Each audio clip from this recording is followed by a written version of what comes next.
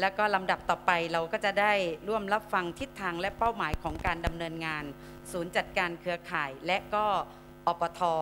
เครือข่ายนะคะซึ่งจะนำเสนอโดยนางสาวพวงเพชรลาศรีสวยตำแหน่งเจ้าพนักงานพัฒนาชุมชนนักวิชาการองค์การบริหารส่วนตำบลหนองกระทุ่มนะคะและตอนนี้นะคะทางสสนะคะซึ่งเนื่องจากท่านธนายันตะโกวิทนะคะประธานกรรมการกำกับทิศทางของแผนงานสุขภาวะชุมชนพื้นที่ภาคตะวันออกเฉียงเหนือสสสและอดีตรองอธิบดีกรมส่งเสริมการปกครองส่วนท้องถิ่นท่านติดภารกิจนะคะได้รับเกียรตินะคะกับท่านสมพรใช้บางอย่างประธานเครือข่ายร่วมสร้างชุมชนท้องถิ่นน่าอยู่อดีตรองปลัดกระทรวงมหาดไทยและอดีตอธิบดีกรมส่งเสริมการปกครองท้องถิ่นนะคะและ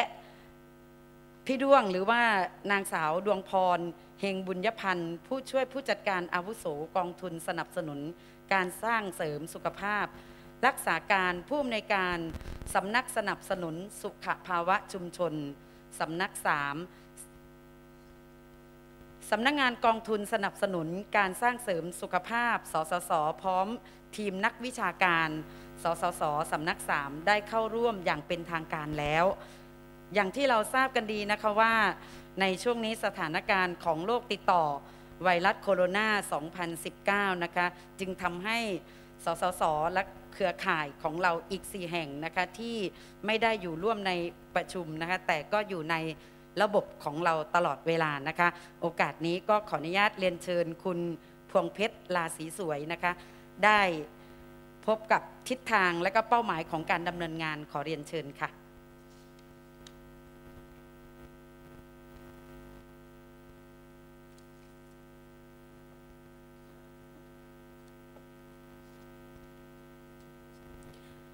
เรียนพี่ด้วง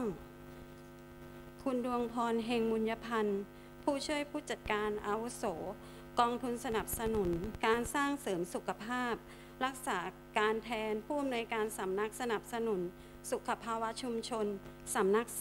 3และผู้เข้าร่วมในห้องประชุมและออนไลน์ทุกท่านดิฉันนางสาวพวงเพชรราศีสวยเจ้าพนักงานพัฒนาชุมชนองค์การบริหารส่วนตำบลหนองกระทุ่มและนักวิชาการรีแคปจากที่เราได้ทำ KM กันวันที่15นะคะก็จะมีเป้าหมายร่วมการขับเคลื่อนในการดำเนินงานเครือข่ายรวม16อบท.ด้วยกันนะคะที่มีประชากรรวมทั้งหมด 137,22 คนจำนวนครัวเรือน 61,240 ครัวเรือนนะคะซึ่งเราจะมาสรุปเป้าหมายที่1ก็คือการพัฒนาคุณภาพชีวิตผู้สูงอายุที่มีสถานะประชากรของผู้สูงอายุรวม 18,332 คนและเป็นผู้ที่อายุเตรียมผู้สูงอายุก็คือ 50-59 ปีจำนวน 19,778 คนและผู้สูงอายุที่ป่วยเรื้อรังนะคะที่มีจำนวน 5,858 คนนะคะซึ่งจะมีการพัฒนาคุณภาพชีวิตที่ดำเนินการแล้วที่ทำร่วมกันในวันที่15นะคะก็จะมีการจัดอบรมให้ความรู้แล้วก็การจัดตั้งชมรมผู้สูงอายุมีการส่งเสริมการมีรายได้มีอาชีพให้กับผู้สูงอายุได้พึ่งตนเองได้ไม่พึ่งพิงลูกหลานนะคะและการจัดตั้งโรงเรียนผู้สูงอายุซึ่งจะมี5อบท.และส่งเสริมการออมของผู้สูงอายุก็คือการจัดตั้งกลุ่มออมทรัพย์ของผู้สูงอายุค่ะการพัฒนาหลักสูตรฝึกอบรมเพื่อจัดเป็นโรงเรียนผู้สูงอายุและการดูแลสุขภาพของผู้สูงอายุนะคะแล้วก็การแก้ไขปัญหาการออกแบบเรื่องงานดูแลผู้สูงอายุและสิ่งที่จะดำเนินงานร่วมกันนะคะก็จะมี1การสร้างอาหารปลอดภัย2จัดทำแผนที่ให้กับบ้านผู้สูงอายุซึ่งเวลาผู้สูงอายุเจ็บป่วยก็จะได้ไปช่วยทันท่วงทีนะคะแล้วก็3ส่งเสริมด้านจิตใจก็คือการใช้ธรรมบำบัดหรือการปฏิบัติธรรมในช่วงวันพระนะคะ4ส่งเสริมอบรมอาชีพและการออมให้กับผู้สูงอายุเพื่อพึ่งตนเอง 5. กิจกรรมเพื่อนช่วยเพื่อนหรือเพื่อนเยี่ยมเพื่อนนะคะชวนกันไปเรียนนะคะแล้วก็ 6. กิจกรรมบัดดี้ทำดีจิตอาสานะคะซึ่งการพัฒนาคุณภาพชีวิตผู้สูงอายุก็จะมีเป้าหมายทำร่วมกันนะคะก็จะมีข้อหนึ่งการจัดตั้งโรงเรียนผู้สูงอายุให้ครบซึ่งปัจจุบันมี5 อบท.นะคะแล้วก็จะต้องทำเพิ่มอีก11 อบท.ด้วยกันนะคะข้อ 2. การสร้างอาชีพผู้สูงอายุพึ่งตนเองได้เป้าหมายข้อ 3. นะคะสร้างผู้สูงอายุด้านจิตอาสานะคะสำหรับเป้าหมายที่ 2 ก็คือการสร้างการเรียนรู้ของเด็กและเยาวชนซึ่งเยาวชนก็จะมีสถานะประชากรก็คืออายุ 6-14 ปีจำนวนทั้งหมด 7,421 คนและอายุ 15-24 ปีจำนวน 16,027 คนสิ่งที่ดำเนินการแล้วนะคะก็คือโครงการกีฬาตำบลโครงการอบรมให้ความรู้ด้านจริยธรรมแล้วก็ด้านสื่อสารและส่งเสริมการเรียนรู้การเล่นการมีเดินแลกยิ้มนะคะและการจัดตั้งสภาเด็กและเยาวชนและการอบรมอาสาสมัครเฝ้าระวังความรุนแรงในครอบครัวร่วมกับหน่วยงานที่เกี่ยวข้องนะคะสิ่งที่จะดำเนินงานนะคะที่ทำร่วมกันในวันที่15นะคะก็จะมีข้อ 1 โครงการครอบครัวอบอุ่น 2. โครงการป้องกันและแก้ปัญหาความรุนแรงต่อเด็กและสตรีบุคคลในครอบครัว 3. อบรมความเท่าเทียมในครอบครัวให้มีบทบาทในหน้าที่ในครอบครัวว่าพ่อแม่ลูกจะต้องมีบทบาทอย่างไรให้เท่าเทียมกันนะคะข้อ 4. การจัดตั้งโรงเรียนครอบครัว 5. กิจกรรมสร้างสรรค์เพื่อเด็กและเยาวชนมีเดินแลกยิ้มมีลานให้เด็กเล่นช่วงหลังเลิกเรียนนะคะข้อ 6. ส่งเสริมให้มีที่ปรึกษาสำหรับเด็กและเยาวชนเมื่อเด็กและเยาวชนมีปัญหาเขาสามารถมีที่ปรึกษาได้นะคะสำหรับเป้าหมายนะคะที่ทำร่วมกันก็คือข้อ 1 กำหนดให้มีพื้นที่กิจกรรมสร้างสรรค์เพื่อพัฒนาเด็กและเยาวชนข้อ 2 ให้มีแผนพัฒนาเพื่อสร้างครอบครัวอบอุ่นสำหรับเด็กและเยาวชนนะคะซึ่งเด็กและเยาวชนนี้ก็จะมีที่พักพิงได้หรือว่ามีที่ปรึกษาเป้าหมายที่ 3 การจัดสวัสดิการชุมชนโดยชุมชนมีสถานะประชากรก็คือผู้สูงอายุรับเบี้ยยังชีพทั้งหมด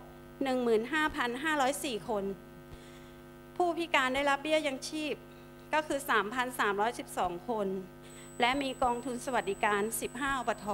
นะคะสิ่งที่ดำเนินการไปแล้วมีฐานข้อมูลผลิตภัณฑ์ OTOP มีการอบรมอาชีพพัฒนากลุ่มอาชีพจัดตั้งศูนย์รวมสินค้า OTOP จัดกองทุนส่งเสริมการออมและรวมกลุ่มผู้ผลิตสินค้าและการออกแบบผลิตภัณฑ์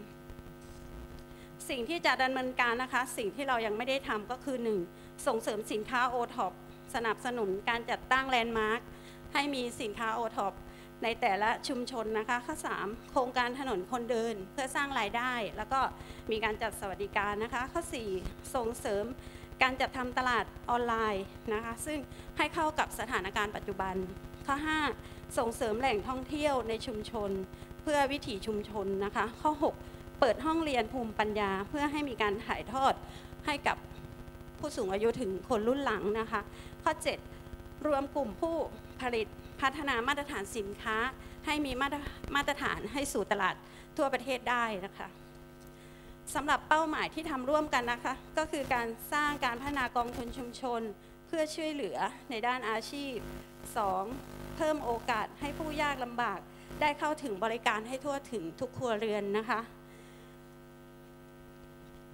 เป้าหมายที่ 4 การควบคุมการบริโภคเครื่องดื่มแอลกอฮอล์และอุบัติเหตุสถานะประชากรนะคะก็จะมีนักดื่มที่เป็นเยาวชนและวัยแรงงานและก็การเกิดอุบัติเหตุจากการดื่มสุรานะคะข้อ 3 มีผู้ได้รับผลกระทบทางด้านสุขภาพจากการดื่มสิ่งที่ดำเนินการไปแล้วการประชาสัมพันธ์ป้ายสัญลักษณ์จราจรในที่จุดต่างๆในชุมชนของเรานะคะแล้วก็กำหนดวัดปลอดเหล้าสำรวจพื้นที่อันตรายในการเกิดอุบัติเหตุบ่อยๆการรณรงค์ลดอุบัติเหตุในช่วงเทศกาลปีใหม่สงกรานต์นะคะแล้วก็เข้าพรรษาฝึกอบรมขับขี่ปลอดภัย และมีต้นแบบเลิกเหล้าตลอดชีวิตของแต่ละท้องถิ่นนะคะและจัดตั้งศูนย์บำบัดลดละเลิกดื่มแอลกอฮอล์สิ่งที่จะดำเนินงานนะคะก็จะเป็นข้อ 1 เชิดชูบุคคลต้นแบบในการเลิกเหล้า 2 ส่งเสริมขับขี่ปลอดภัย 3 รณรงค์วินัยจราจรทั้งในโรงเรียนและชุมชน 4 กำหนดเขตปลอดบุหรี่ปลอดสุรานะคะ 5 กิจกรรมลดละเลิกช่วงเทศกาลงานบุญต่างๆ 6 สร้างเครือข่ายร้านค้าปลอดเหล้างดจำหน่ายในวันสำคัญอันนี้ทำได้นะคะสำหรับเป้าหมายนะคะก็คือข้อ 1 ลดจำนวนนักดื่มอย่างน้อยปีละ100 คนต่ออปท.ทั้งเครือข่ายด้วยการพัฒนากลไกพื้นที่ใช้หลักการ 4 สร้าง 1 พัฒนาลดเมาเพิ่มสุขทำได้ไหมคะเป้าหมายร่วมกันอปท.ละ100 คนต่อปีสำหรับหนองกระทุ่มทำไปแล้วนะคะต่อไปเป้าหมายที่ 5 การควบคุมบริโภคยาสูบและสารเสพติดโดยชุมชน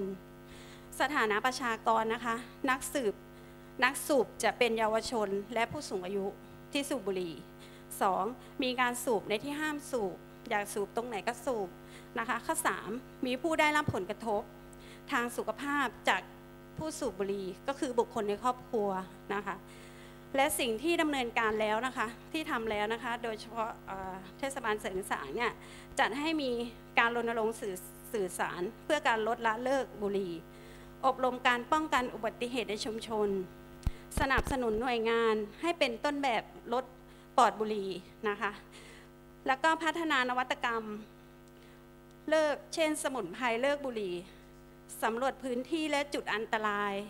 ว่าในพื้นที่ของเรามีที่อันตรายสำหรับผู้สูบบุหรี่หรือว่าบุคคลใกล้เคียงไหมมีคนท้องอยู่ใกล้กับบริเวณที่สูบบุหรี่ไหมนะคะสำรวจแล้วก็จัดตั้งศูนย์บำบัดและให้คำแนะนำในการเลิกบุหรี่และเสพติดค่ะสิ่งที่จะดำเนินงานร่วมกันนะคะก็คือ 1. โครงการเพื่อนช่วยเพื่อน 2. กำหนดจุดสูบบุหรี่ 3. สร้างบุคคลต้นแบบละเลิกสูบบุหรี่ข้อ 4 จัดอบรมส่งเสริมให้เด็กในโรงเรียนนะคะ 5. กำหนดมาตรการกติกาชุมชนในการลดละเสพติดข้อ 6 รณรงค์ประชาสัมพันธ์การเลิกสูบบุหรี่ 7. การพัฒนานวัตกรรมทางเลือกเลิกบุหรี่โดยใช้สมุนไพรหรือป่าชาวบ้านนะคะให้การลดความอยากของการสูบบุหรี่ค่ะสำหรับเป้าหมายนะคะก็จะเป็นลดจำนวนนักสูบบุหรี่ปีละ20 คนต่ออปท.หรือ320 คนทั้งหมดเครือข่ายคือ16อปท.นะคะต่อปีจะต้องลดให้ได้320 คนต่อปีด้วยการมีคลินิกและนวัตกรรมช่วยเหลือผู้ต้องการเลิกมีการขับเคลื่อนเลิกสูบบุหรี่ท่านที่เลิกสูบบุหรี่ก็จะเจอพบสุขมีเงินใช้เยอะมากขึ้นหลังจากที่เราไม่ต้องไปซื้อบุหรี่สูบนะคะสุดท้ายนะคะทั้ง5ประเด็นนี้จะนำไปสู่การสร้างชุมชนท้องถิ่นน่าอยู่อบต.หนองกระทุ่มและร่วมเครือข่าย15แห่งจะทำงานร่วมกันอย่างเหนียวแน่นและพึ่งพากันไม่หนีไปไหนไม่ทิ้งกันขอให้อยู่ด้วยกันถึง2 ปี 6 เดือนค่ะขอบคุณค่ะ